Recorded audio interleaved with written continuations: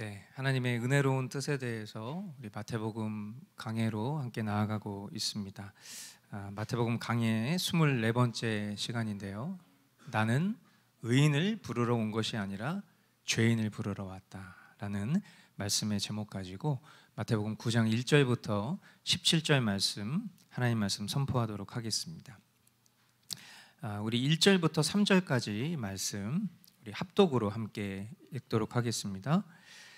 예수께서 배에 오르셔서 바다를 건너 자기 마을에 돌아오셨다. 사람들이 중풍병 환자 한 사람을 침상에 누인 채로 예수께로 날라왔다. 예수께서 그들의 믿음을 보시고 중풍병 환자에게 말씀하셨다. 기운을 내라 아이야, 내 죄가 용서받았다. 그런데 율법학자 몇이 이 사람이 하나님을 모독하는구나 하고 속으로 말하였다. 아멘.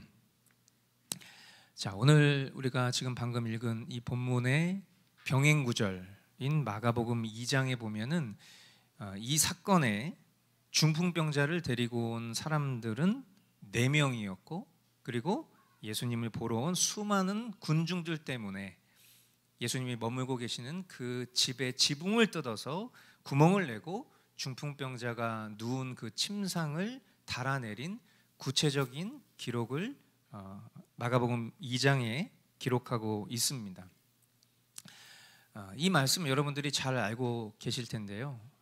이 말씀을 통해서 하나님이 우리에게 주시고자 하는 가르침은 심플합니다. 여기에 등장하는 주요 인물들을 보면 이 사건을 바라보면서 판단하고 있는 율법학자들, 그리고 중풍병자의 4 친구들, 이 두 그룹을 통해서 이들이 가지고 있는 상반된 믿음을 우리에게 보여주시고 바른 믿음이 무엇인지를 가르쳐 주시기 위함. 아주 간단하죠. 중풍병자의 이 친구들은 예수님이 하나님의 아들이시라는 것을 믿는 믿음을 가지고 있었습니다. 그렇기 때문에 하나님의 아들, 즉 하나님이신 예수님은 중풍병 따위는 치료하실 수 없는 그런 분이 아니야. 중풍병은 예수님에게는 아무 일도 아니야 라는 그런 믿음, 그런 상식을 가지고 예수님께로 나아온 것입니다. 그러니까 우리가 말씀을 단편적으로 보면 이들이 병 낫기를 원하는 마음으로, 어떤 지푸라기라도 잡는 심정으로 예수님께로 나아온 것처럼 우리는 그동안 생각했을 수 있어요. 그러나 사실은 믿음은 하나님이 선물로 주시는 것이기 때문에 그들에게 그 믿음을 발휘하게 된 것은 예수님을 단순히 어떤 병 고쳐주는 분으로 생각해서 지푸라기라도 잡는 심정으로 나아온 것이 아니라 하나님의 아들이시니까 하나님의 아들에게 병 고치는 것 일도 아니지라는 상식과도 같은 믿음을 가지고 나아왔다라는 것입니다. 즉 바른 믿음의 행위를 보여준 거죠. 병 낫게 하는 일이 그들의 주된 목적이 아니었다는 것은 예수님이 하시는 이어지는 말씀으로 확인할 수 있어요. 예수님이 뭐라고 말씀하셨죠? 네 병이 나았다 이렇게 말씀하시지 않았습니다. 예수님은 내 죄가 용서받았다 그렇게 말씀하시죠. 이것이 그들이 보고자 했었던 믿음에 대한, 믿음에 따른 행위에 대한 응답인 것입니다. 반대로 율법학자들은 속으로 뭐라고 생각해요? 신성모독이다 라고 평가합니다. 왜 그렇습니까? 단순하죠.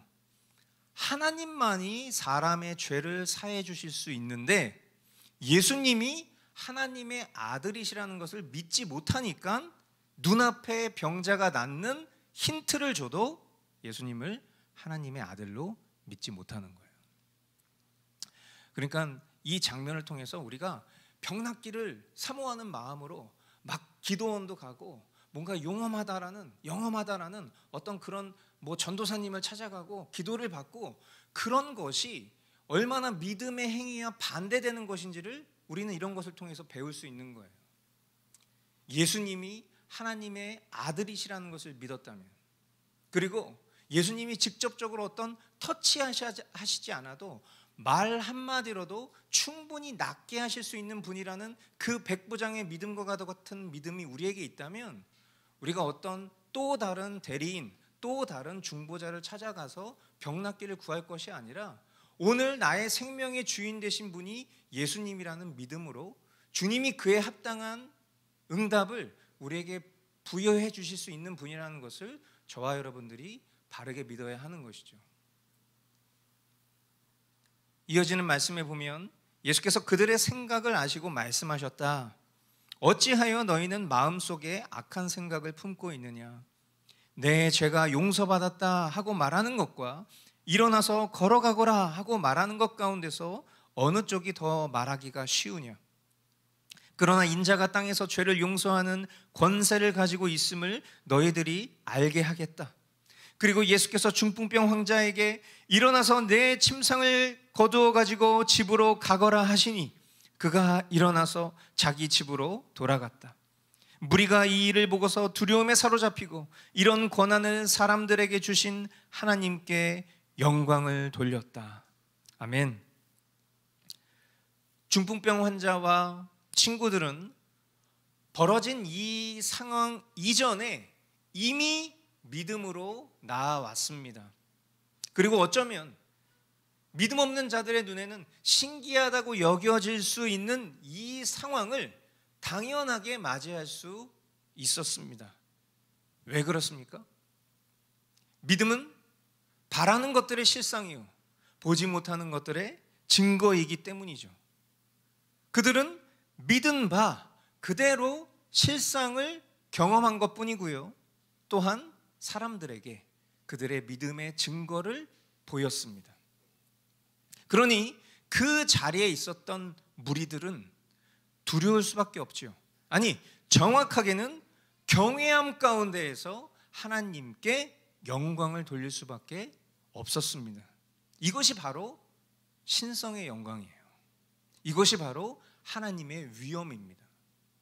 저와 여러분들이 살아가는 일상 속에서도 얼마든지 우리는 이 신성의 영광을 경험하며 살아갈 수 있어요. 왜냐? 하나님은 살아계시기 때문이죠. 그 살아계신 하나님 앞에 살아가는 저와 여러분들의 삶 가운데에도 이런 경외함이 살아 숨쉴 수 있게 되기를 바라요.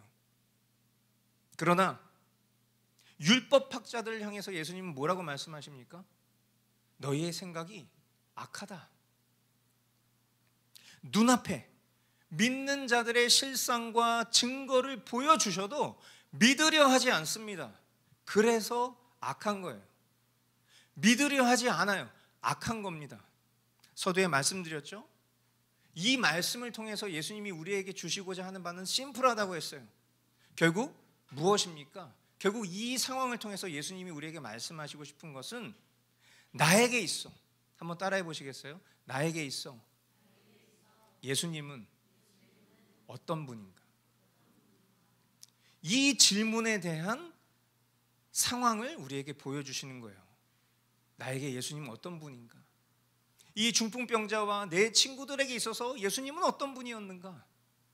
율법학자들에게 예수님은 어떤 분이었는가? 그리고 이 말씀을 대하는 오늘 나에게 예수님은 어떤 분인가? 9절로 11절 말씀해 보니까요, 예수께서 거기에서 떠나서 길을 가시다가 마태라는 사람이 세관에 앉아있는 것을 보시고 말씀하셨다. 나를 따라오너라. 그는 일어나서 예수를 따라갔다. 예수께서 집에서 음식을 드시는데 많은 세리와 죄인이 와서 예수와 그 제자들과 자리를 같이 하였다. 바리새파 사람들이 이것을 보고 예수의 제자들에게 말하였다. 어찌하여 당신네 선생은 세리와 죄인과 어울려서 음식을 드시오? 우리는 지금 마태복음을 보고 있는데 이 마태복음을 기록한 마태가 자신을 등장시켰습니다. 그가 세리였던 그런 부끄러운 과거로부터 예수님을 따르게 된 그 제자로 변화되는 과정을 아마 간증하고 싶었던 그런 의미가 아닐까 싶습니다. 당시 세리들은 어떤 사람들이죠? 우리가 잘 알고 있는 것처럼 매국노 같은 사람들이죠. 연약하고 불쌍한 사람들의 그런 세금을 폭리로 착취하여서 물질적인 부를 축적하는 그런 자들로 사람들에게 손가락질 받고 비난받고 있는 그런 사람들입니다. 근데 그런 사람들 중 마태에게 예수님께서 나를 따라오너라 라고 부르셨을 때 그는 회개하고 믿고자 하는 마음이 있었던 것으로 보입니다.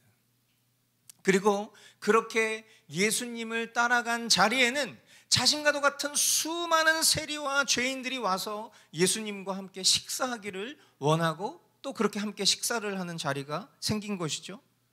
그러자 바리새인들이 이런 광경을 보고 예수님을 비난합니다. 예수님이 말씀하십니다. 12절로 13절. 예수께서 그 말을 들으시고서 말씀하셨다. 건강한 사람에게는 의사가 필요하지 않으나 병든 사람에게는 필요하다. 너희는 가서 내가 바라는 것은 자비요 희생제물이 아니다 하신 말씀이 무슨 뜻인지 배워라. 나는 의인을 부르러 온 것이 아니라 죄인을 부르러 왔다. 아멘. 병든 사람에게 의사가 필요한 것처럼 예수님은 자신이 죄인이라고 고백하고 인정하는 사람에게 필요한 분이십니다. 여러분, 성경은 인간은 날 때부터 본질상 죄인이라고 이야기하고 있어요. 사람은 누구나 죽습니다. 그 이유는 죄의 삭은 사망이기 때문이에요. 우리 중 죽지 않는 사람은 없습니다. 우리 모두가 죽는다는 것은 결국 우리가 죄인이라는 것을 입증하는 것이죠.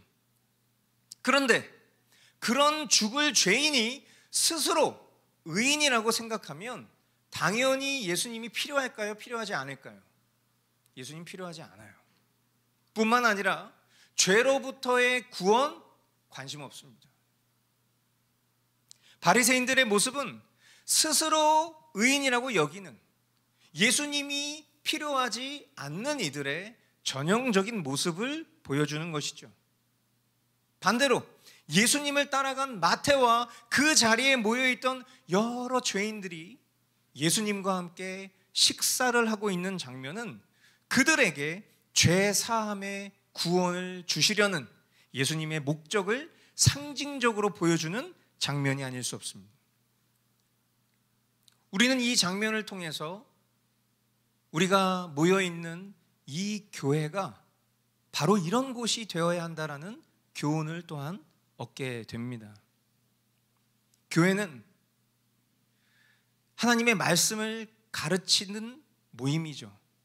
그리고 예수 그리스도를 구주로 고백하는, 주님으로 고백하는 이들의 모임임과 동시에 은혜 입은 죄인들의 모임, 반드시 그래야만 합니다.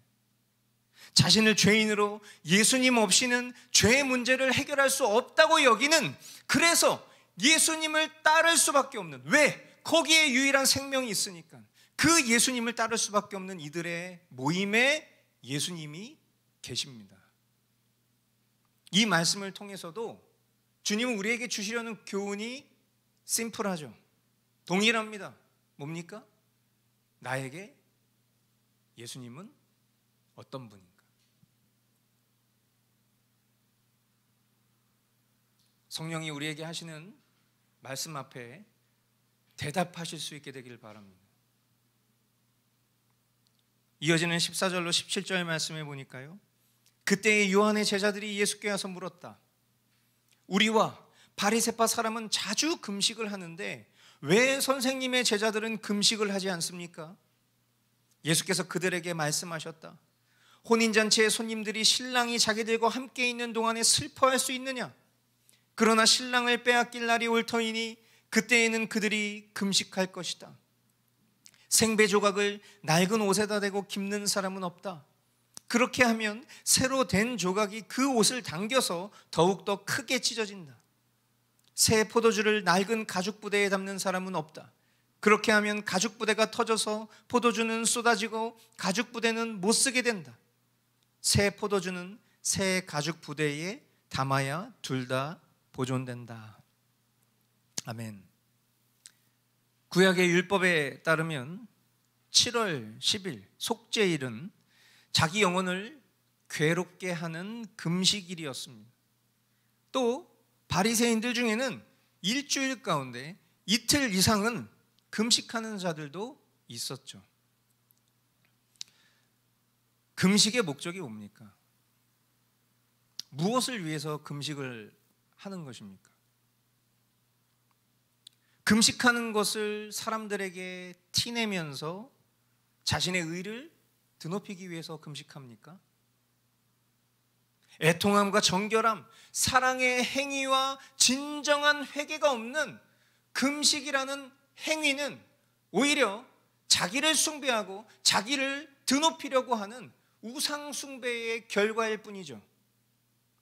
율법 그 자체가 되시는 예수님이 지금 그들 앞에 계십니다. 지금 하나님의 말씀 되신 그 율법 자체가 되신 예수님이 지금 그들 앞에 계시다고요. 그런데 그 예수님을 하나님으로 알아보지 못하니까, 하나님의 아들로 알아보지 못하고 무지하는 이 안타까운 현실을 고스란히 반영하는 것이 바로 그들의 질문이에요. 왜 예수님의 제자들은 금식하지 않아요? 우리는 이렇게 금식하는데. 하지만 이런 그들의 질문에 대해서 예수님은 친절하게 결혼을 비유로 설명해 주십니다. 예수님 자신을 신랑으로, 그리고 제자들을 혼인잔치에 참여한 손님들로 비유하시죠. 신랑과 함께 있는데 왜 슬퍼하냐는 거예요. 율법의 본체가 되신 분과 지금 함께 있는데 왜 굳이 금식의 율법을 지켜야 하냐는 거예요. 진정 슬퍼해야 할 때, 진짜 금식을 해야 될 때는 지금이 아니라 장차, 그들은 알지 못하지만 예수님은 알고 계신 그날이 언제예요? 예수님이 십자가에 못 박히실 그날이 진짜 금식을 해야 될 날이죠. 왜? 신랑이 안 계신 날이니까. 지금은 신랑 되신 예수님과 잔치를 벌여야 될 때입니다. 죄인을 부르시기 위해서 이 땅에 오신 그 기회, 죄인된 나를 구원하시기 위해서 이 땅 가운데 오신 그 예수님이 내 목전 앞에 계실 때 바로 지금 이 순간이 그 주님과 잔치를 벌여야 될 축제의 시간인 것이죠. 그 시간을 누려야 되는 것입니다. 이것을 기쁜 소식으로 새 포도주와 새 부대에 비유하시면서 그 어떤 너희들이 그렇게 너 자신을 높이기 위해서 의롭담을 자랑하기 위해서 하는 그 율법도 복음의 자유 안에서 행해져야 진정한 순종이 될 수 있어. 내가 진짜 기뻐하는 예배가 될 수 있어 라는 것을 예수님께서 비유로 그 자리에 모인 회중들과 오늘 저와 여러분들에게도 동일하게 교훈하고 계신 것이죠. 사랑하는 성도 여러분, 오늘 저와 여러분에게 주님이 말씀하시고자 원하시는 것 아주 간단합니다. 여러 스토리들이 나왔지만 결국 그 스토리들을 통해서 주님이 우리에게 말씀하시고자, 질문하시고자 하는 것은 거듭 질문했던 것과 동일한 질문이죠. 오늘 나에게 예수님 어떤 분인가? 중풍병자의 친구들과 율법학자들, 세리와 죄인들, 그리고 바리새인들, 우리는 진정 예수님을 누구의 시선으로 바라보고 있습니까? 영혼 구원의 문제는 신앙 입문용으로 여기고 이미 믿었다 치고 예수님을 단순히 문제 해결과 소원 성취의 대상으로 생각하고 있지는 않습니까? 예수님을 하나님의 아들로 믿고 바라보는 것이 아니라 현실의 문제에 사로잡혀서 그저 생각과 관념에만 머물고 아무런 행함이 전혀 없는 그런 종교인처럼 스스로 안위하며 살아가고 있지는 않습니까? 말로는 스스로 죄인이라고 고백하지만 그럴싸한 입술에 베어진 고백으로는 은혜 입은 죄인이라고 말하지만 타인을 정죄하고 복음이 필요한 사람은 내가 아니라 저 사람이에요, 그렇게 소리치며 살아가고 있지는 않습니까? 오늘 예수님 우리에게 이렇게 말씀하십니다. 나는 의인을 부르러 온 것이 아니라 죄인을 부르러 왔다. 여러분, 예수님이 필요하십니까?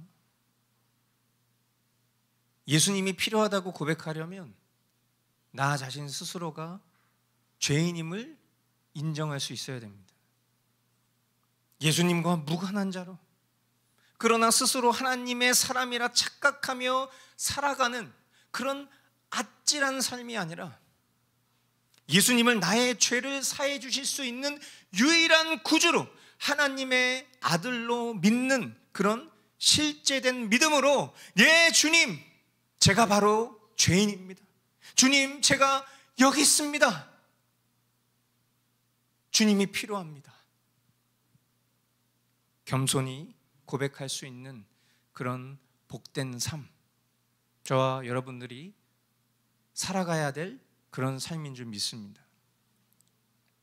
오늘 주님이 우리에게 질문하시는 그 질문 앞에 과연 주님 나에게 어떤 분인가? 이 질문에 대한 대답을 저와 여러분들이 날마다 고백하실 수 있게 되기를 바랍니다. 내가 그리스도와 함께 십자가에 못 박혔나니 그런즉 이제는 내가 사는 것이 아니요 오직 내 안에 그리스도께서 사신 것이라. 이제 내가 육체 가운데 사는 것은 나를 사랑하사 나를 위하여 자기 자신을 버리신 하나님의 아들을 믿는 믿음 안에서 사는 것이라. 나의 복음 예수 그리스도, 저와 여러분들의 실제된 고백이 날마다 끊어지지 않을 수 있기를 주님의 이름으로 축복합니다. 이 시간 오늘 주님이 우리에게 주신 말씀을 기억하고 우리에게 허락하신 그 질문 앞에 겸손히 대답하며 기도하는 시간을 갖기를 원합니다. 나에게 있어